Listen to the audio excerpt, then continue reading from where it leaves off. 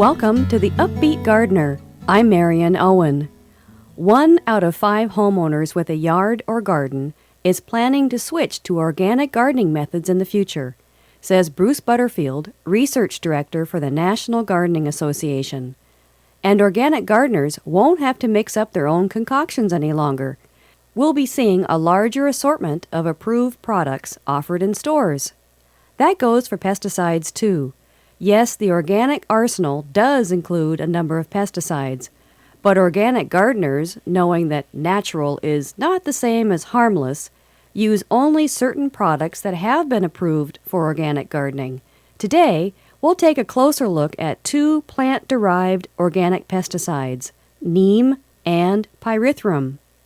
Neem is derived from the tropical neem tree, spelled N-E-E-M.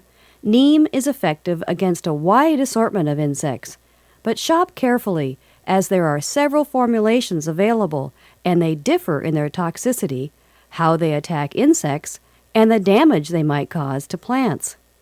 Next up is Pyrethrum, which comes from a chrysanthemum. Think of Pyrethrum as an instant knockdown pesticide, but it doesn't always last.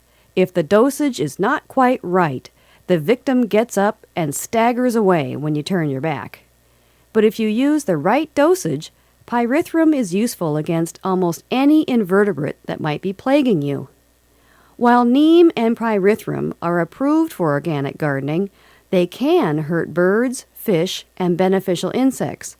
Always wear protective clothing when applying pesticides, and please, read the label carefully. For the UpBeet Gardener, I'm Marion Owen.